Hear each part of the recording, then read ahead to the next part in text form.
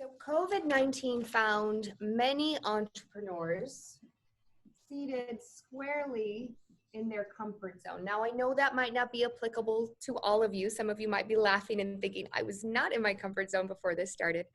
But the economy overall generally was, right? So that period of sustainability and growth, it really allowed many of us to feel safe and in control of our situation. So unfortunately, when COVID-19 hit, we were catapulted into the fear zone. So when we're in fear-based thinking, that's when, the stress and the cortisol levels are extremely high, and we're not able to be our innovative, creative self, right? So when we're in that fear zone, we're not thinking objectively, we're often not thinking clearly, we might be lacking the self-confidence to make those big, bold decisions in a quick and effective manner. So by now, and of course being Rice alumni, I imagine that most of you have moved out of this fear zone and in what is known as the learning zone. In the learning zone, this is where we're acquiring new skills, like figuring out how to use all those horrible government websites that we've all been on for the PPP and the like, right? We've acquired new skills on how do we operate our workforce virtually, and what are the new skills and types of disciplines that we have to learn to be able to continue moving our business forward in times like this. So while that's all important progress, and I want to congratulate you for how far you have come, it's really time to move into the next stage, which is the growth zone. In the growth zone, this is where we knock down those obstacles that have been holding us back. This is where we set new goals and maybe even find new purpose. So if you're committed to reaching your maximum potential as an entrepreneur, for your organization, or as an individual, you need to get really excited about being pushed out of your comfort zone and accelerating as quickly as possible into that growth zone. It's time for a relentless solution focus from all levels of your business. So with that in mind, let's move on. I'm going to jump on to the next bullet point under the creating opportunity subsection of your handout. Okay, and this is to reconsider your core focus. So as Don briefly mentioned, I coach about 30 businesses from a wide variety of industries using a strategic execution system of tools and disciplines. He mentioned it's called EOS. Basically, it just helps business owners get what they want from their business, right? So all I'm doing all day is talking solutions right now, day in and day out with, well over 30 businesses. So I've prepared a sampling of relevant EOS tools plus some stories and some examples of how businesses and my clients are seeing through all of this noise and this chaos. And my hope is that there might be an idea or a spark or a change in mindset that you can gain from our time here together that you can take and put into action in your business. So that's my hope and my intention. Let's dive in. The first big idea is to revisit your company's core focus. So what I mean by that, your core focus is what you need to stay laser focused on as a business. It's what drives your economic engine. It's your niche. It's what you're fantastic at, right? Think of the hedgehog concept if you're a Jim Collins fan. So in good times, we don't take our eye off that core focus. It's like taking your eye off the ball in the middle of the game. When you take your eye off the ball, so does the rest of the organization, and we end up losing the game. But in times like this, we have to reconsider how we might expand our core focus for many very good reasons. Some good reasons we might consider expanding our core focus are basically, we might need to come to the rescue of our clients right now. They might need very different things from us. We might need to replace some lost income. We might have parts of the business that are hit harder than others. We also might have to pivot to expand to what a new normal will become, right? A very new marketplace. So think of some reasons that might be calling to you in your business and might be making you reconsider how you might expand your core focus. And let me share a couple examples of those businesses who are already doing that. So the first one is a company called BrainCheck, and what they do is They are a cognitive healthcare software system. So they specialize in a lot of cognitive testing. Right now, people who need cognitive testing and therapy, they can't get in to see their doctors. So realizing this, they leveraged their testing technology and their platforms to make a fast run into the telehealth space. Now, telehealth is much more advanced in other types of healthcare, but not this particular niche. So they recognize the immediate need of doctors, right? They moved quickly, they moved fast, and now here they are able to connect doctors and patients and think like going forward, they've now proved out that the virtual technology works, that it's accepted by the patients. And so they've now created a very viable, very, future-centric, profitable business unit for going forward. So that's one example. Another is e-commerce agencies. You know, most of the time, those are the businesses that create the beautiful online websites for well-known brands, right?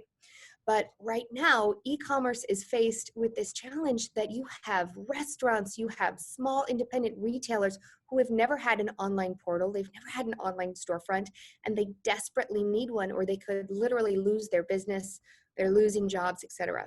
So these e-commerce businesses, one of which is a client of mine, they're thinking about how can we pivot fast? How can we make this easy on these small businesses, not their typical client, but expanding their core focus to basically serve a broader client base and respond to what's going on right now in this pandemic.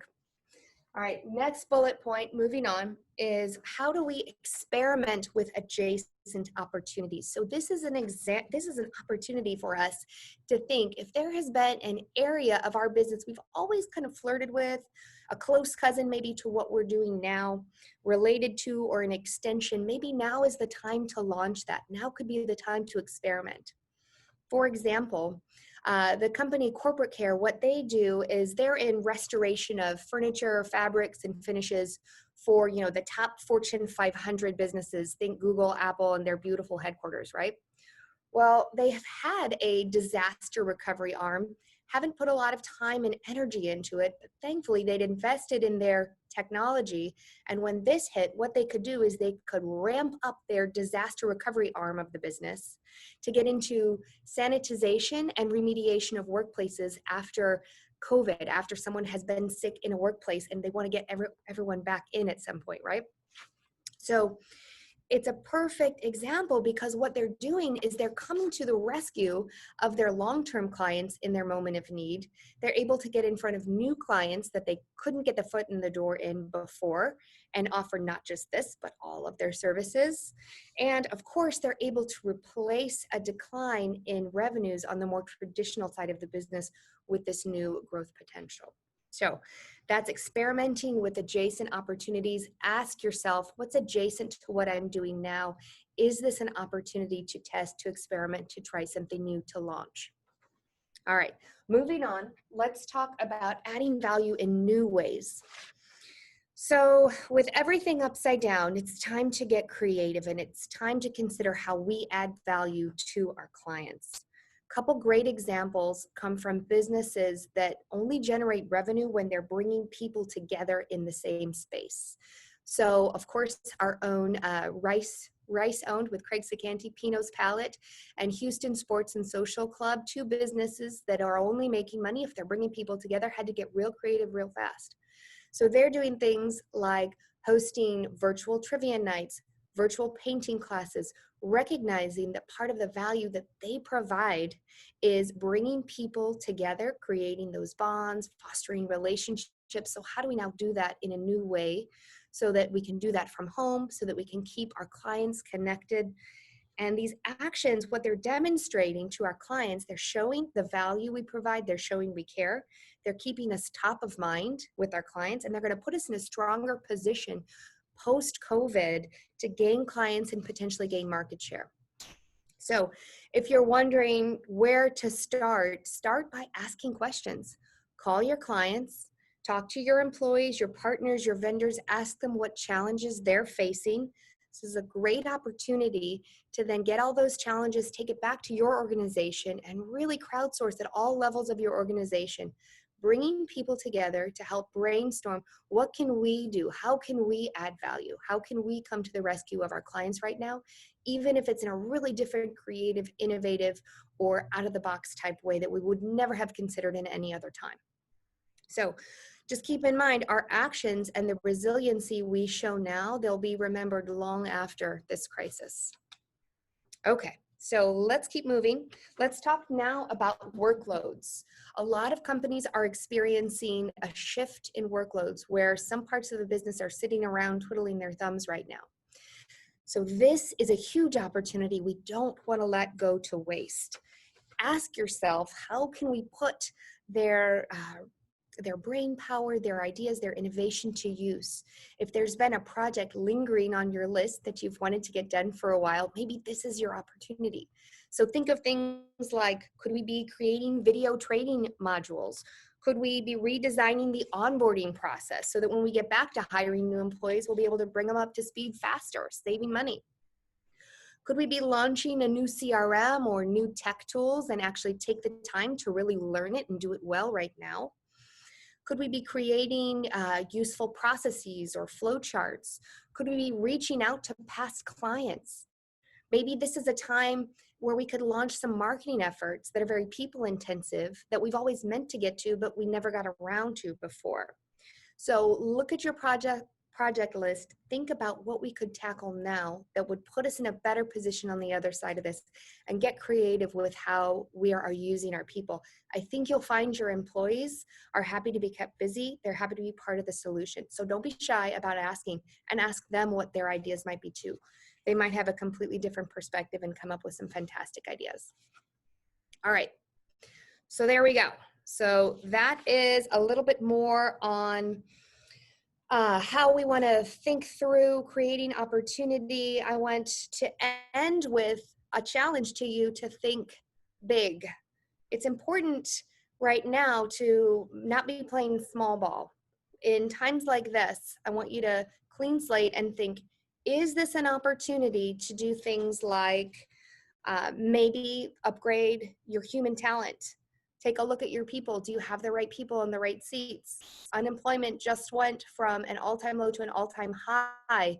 Is this our chance?